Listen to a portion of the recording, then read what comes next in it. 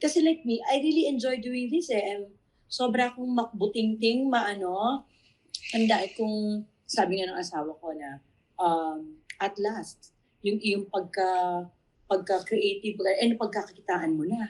Kasi dati, pag nagpa-party ka, kahit nalugi ka, basta gusto mong ilagay yan, ilalagay mo.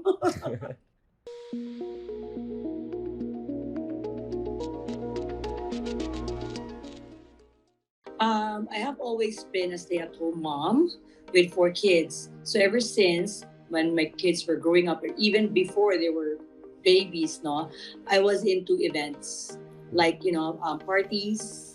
I made all their birthdays, and also I got into corporate event, and then I also got into food. I had a restaurant, I had a bar, I had a coffee shop. Lahat niya yata pinasok ko na, no? But all those times, I had partners. Yeah. And then eventually, but this one, it's really just me, myself. And as I mentioned to you, remember when we spoke yesterday, it was because it came up because of my food business. I was looking for a Christmas packaging for my frozen food, which was sobrang uso before during the pandemic. Everybody was selling left and right.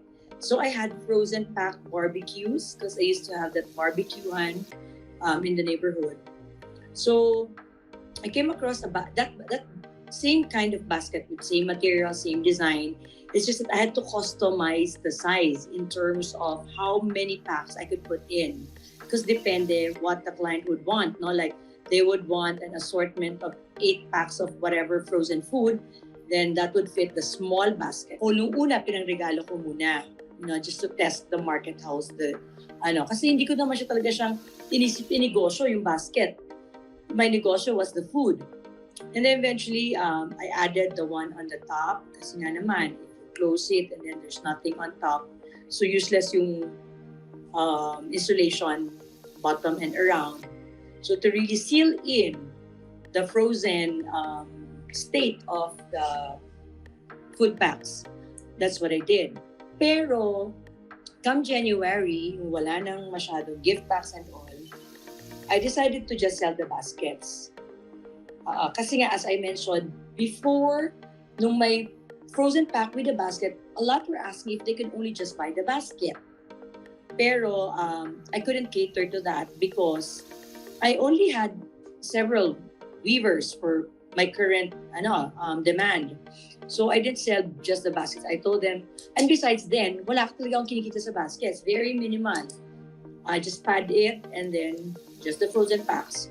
So with that in mind, malamang merong market for that. After Christmas, I started with selling just the baskets. It was easy for me to hire more because pandemic pa siya. So some of them were laid off and concentrated on that supposedly part-time lang nila na nagwe-weave, no? So they concentrated there. So I had a workforce which catered to my increasing market demand, no? So, and then I had wala talaga akong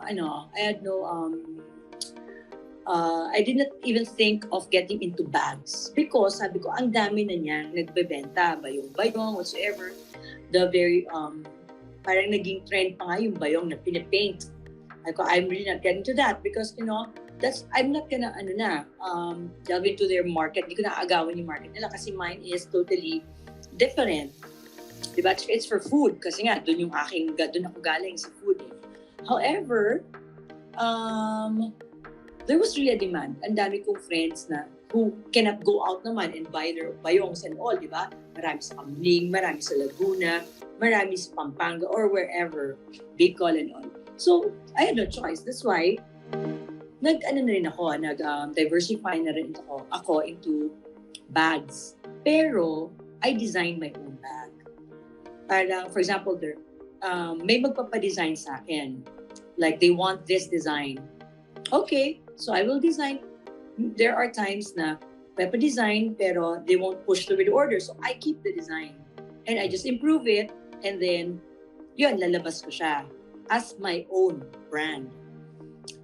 So yeah, basically that's the story of how it came about. Very much so because I'm very close to my mom, who's basically the same. I grew up with her. I grew up her being a stay-at-home mom, pero sobra siya negosyante. As in sobra, pati soft drinks, pati, I grew up kasi in the province eh. So, I really see myself, or sometimes she would tell me she sees herself in me being a mom and being managing the household. So, andun talaga yung entrepreneurial you know, in me. Kasi my husband din also is medyo negosyante. Although he's employed and all, but kahit anong negosyo pwedeng pasukin, we will do that. Ang pinaka-challenging talaga is having partners. Yun talaga ang pinaka-mahirap to have partners. Kasi nga, ang dami mong kailangan pakisamahan. Not just your personal relationship, corporate relationship, or the seniority, dahil mas matanda siya, although ako mas I know how to run it. Ang hirap. Ang hirap to meet halfway with them. Or minsan, like, dahil may pwesto ka, stuff like that. Ang hirap to put yourself kung saan kalalagay, lulugar. So, I think that's the most challenging part in doing businesses. So, ang parati ko talagang ina-advise is start small.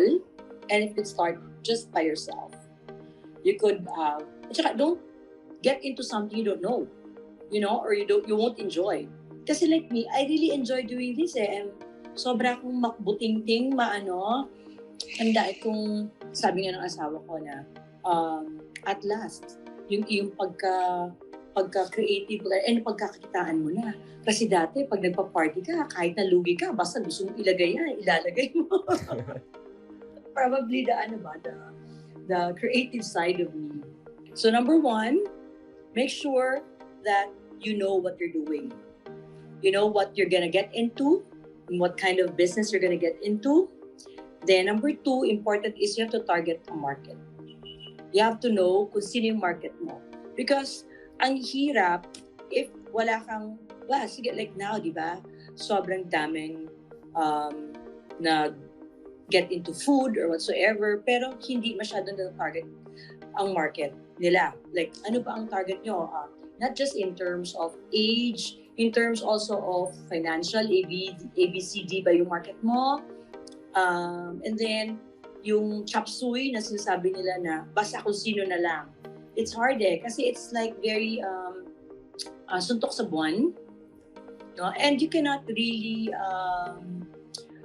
make a proper, what do you call that?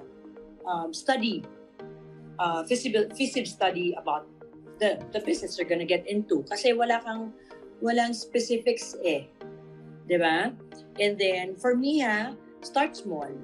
Start small and then, what you earn, in my case, yun ang ipaikot mo. Ikot mo. Kasi, and then if you think it's not working, then, maybe konting haba ng pise, but not to the point na nakikita mo naman lugi, lalabang ka pa rin. So, if meron kang earnings to expand, that's when you expand. Kasi personal diba? Hindi naman siya corporate or hindi naman siya big business that you would want. In my case, I wouldn't want others to infuse and to be involved. So in my case, that's how I see, or that's how I wanted it, and that's what I'm doing. I just want to enjoy what I'm doing and at the same time make money. And number one is kasi I've always been I really love kasi among my siblings, ako lang naiwan sa Pilipinas. Kumbaga, patriotic ako, kumbaga. So that's why I got into this, because number one, then this product is Filipino, very tatak Pinoy, and then where I grew up I was born in Bicol, so this is also their local handicraft, right? So, yun, I want to, as you said, I want to have a story, because it's not all about, of course, fame and fortune. Hindi, dapat may content, di ba? If kakayanin ko rin, I would very much want to export, no? Pero yun nga, sobra kong OC so I don't really know, but That should be where it should go. Diba? Kasi mas saturate na rin yung market. At saka meron talagang market. Meron demand from and besides, my is to really promote our Philippine products. So I think that's the way to go. Marami nag-offer sa akin na mag-distribute, mag-sub-manufacture, mag-export. But because it's very handmade, the quality is very, kailangan ng quality control. Ayoko ipaubaya. To the point that lahat yan, every piece, I inspect it as it comes to me. Lahat yan, every piece, before I insulate yan, maano lang yung form ng konti or yung pagka-weave ng konti.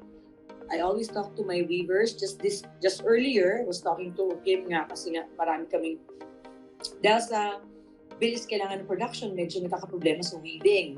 Like medyo pangit or nag-deform. So, I don't know, ang hirap for me to let go of that. So, I don't know if it's gonna work for others, but siguro one of the things din na nag-impede din sa full growth ko. Yeah. Kasi I could always, ang dami ko ng opportunity to export. Ang dami ko ng opportunity to, ang daming kumaano na mag-distribute. Especially in other areas, outside Metro Manila. Pero hirap kasi I don't know how they're gonna store it, I don't know how they're gonna sell it. And for me kasi like important yung after-sale service. I know if they can do that. Masisira na yung pangalan ko. Diba? Isang lang yan, sayang naman.